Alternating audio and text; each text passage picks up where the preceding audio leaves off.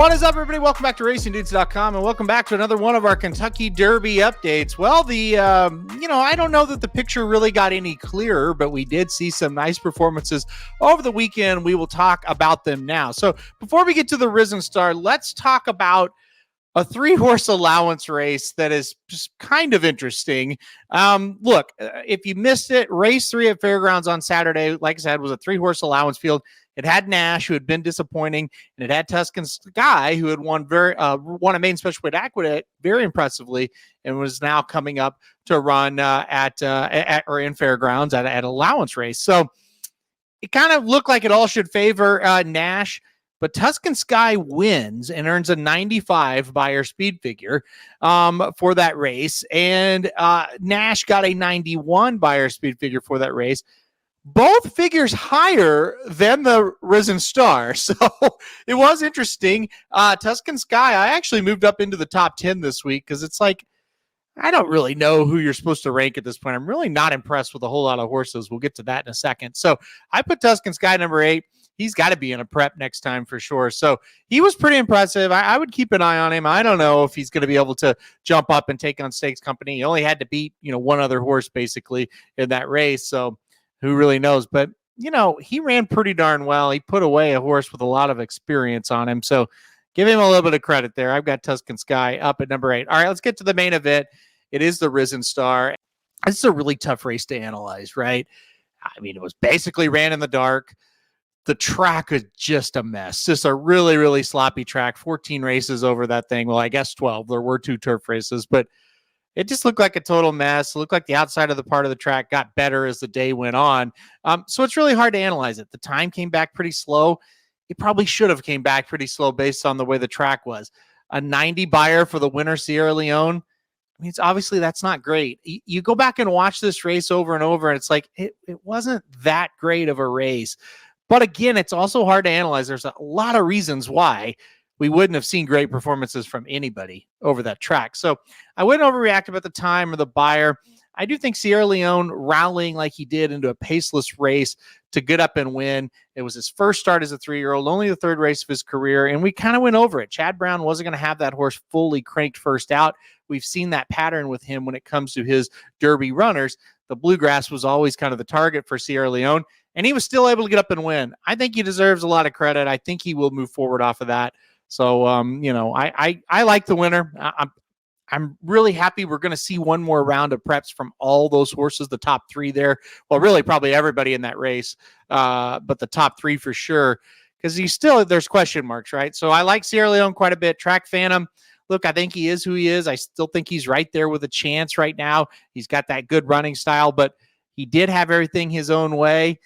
He may have just got a little tired in that slop, and maybe over a fast track he gets it done. We'll never really know, but he ran okay. He ran well enough. Catching Freedom at mid-stretch, it kind of looks like Catching Freedom's going to win the race. He got the jump on, Sierra Leone, which you could kind of predict the way they usually kind of fall where they're sitting in their races, and kind of looked like Catching Freedom was going to win. And then he kind of did that thing that he did last time in the Smarty Jones where he just said, I'm not really going to run straight right now. And it cost him here. I think he was facing horses that weren't quite as good as him in the Smarty Jones, and it didn't really cost him. But here it cost him, and it certainly could have cost him second, maybe even the win. We'll see. Can they get that worked out? I think that's a question mark for sure. Some horses are just kind of goofy. You never get it worked out. Some you get it worked out with experience. But he ran well enough to garner respect for me as well. So, listen, let's go to the top 5, right? Because this is really confusing, difficult, however you want to phrase it. That's kind of what it is, right? I'll just say this. I am in a holding pattern with Locked. He's going to run reportedly in the Fountain of Youth. He could move up into the top 5, even up to number 1. But I put him at 6 because it's like, let's not get crazy. Let's see if he comes back, how he comes back. Let's let him kind of prove it and earn that spot. Same way with Timberlake. He's running. We'll talk about the Rebel in a minute. He's running this coming weekend in the Rebel. He's kind of got the resume to be a top 5-ish, but I put him in the top 10. Just let him earn that. We'll talk about him next week after he runs, Same with like a Conquest Warrior.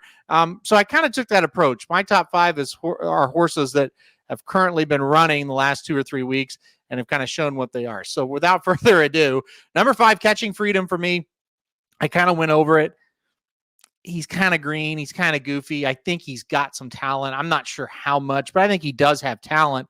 And if they can kind of get that worked out, he might be good enough this year. So I have number 5, Catching Freedom.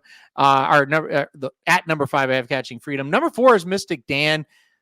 I mean, look, it was a 101 buyer. I know it was over a slop, and everybody's like, yeah, the slop, who knows about that? It's 11 points higher than Sierra Leone. Why do I have Mystic Dan number 4?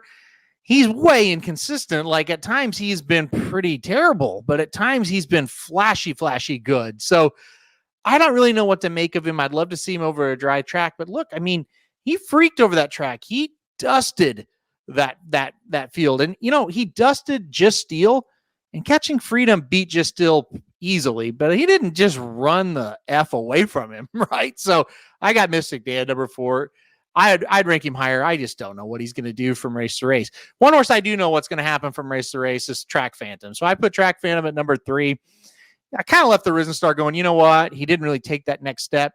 Maybe it was because the track was sloppy and he was just kind of iffy on it. I don't know. But look, he runs kind of the same race every time. He's ultra consistent. It's a running style that should do well in the Kentucky Derby. I'll keep him at 3. We'll see what happens. Number 2 is Door Knock, and I know he did beat my number 1 horse we're going to talk about in a minute. Kind of the same approach. I put him at number 2 because he beat our number 1 horse as a 2-year-old. He's getting ready to run in the Fountain of Youth in a couple weeks. Let's put him number 1 if he wins that, right? It's almost, to me, it's like Door Knock, Locked, those 2 horses. They're going to go out at the Fountain of Youth, Conquest Warrior, even throw Hades in there.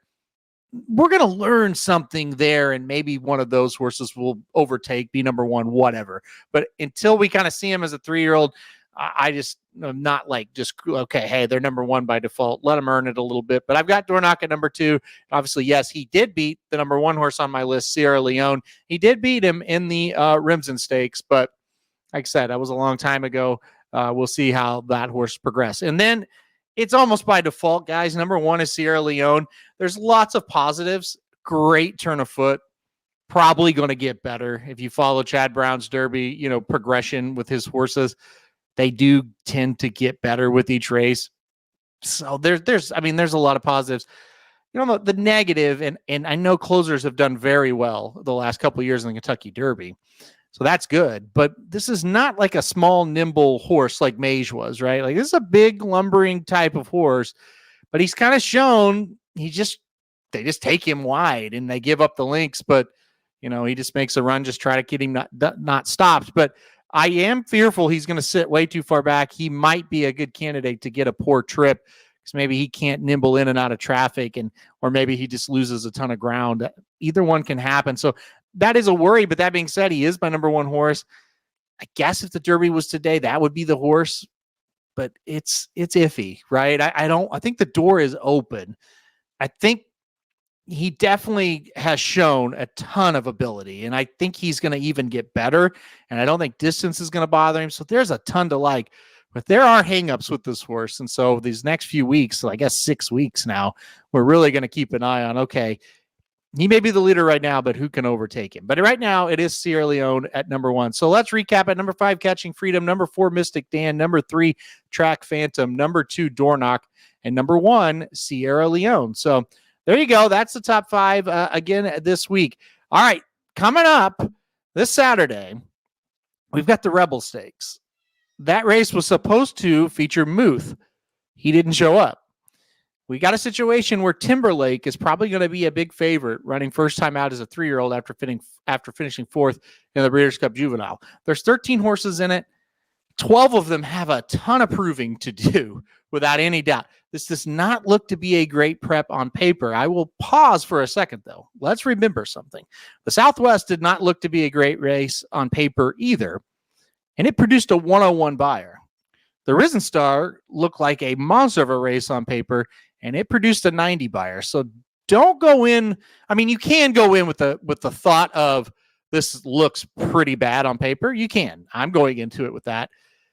Have an open mind when they run the race. So you just kind of never know what's going to happen when those gates open and who's going to jump up. But look, you got Timberlake, you got Just Steel, you got Carbone, who was really disappointing in the Southwest. And then you got a lot of horses you're going to have to look up. I literally do horse racing 24/7. I'm not going to lie. There were 3 horses I had to look up and go, oh, yeah, okay. I do remember who that horse was. That's what it is. So but we do have that to look forward to. Again, you never really know. That's the outlook before the race. We'll judge the outlook after the race once it happens. So, all right, that'll do it for our Kentucky Derby recap and kind of news update for the week. We'll be back next week for sure. Hit that like button if you like the video. Hit subscribe if you really like it. Want to get alerted anytime we do videos like this. And most importantly, come back next week for more Kentucky Derby updates.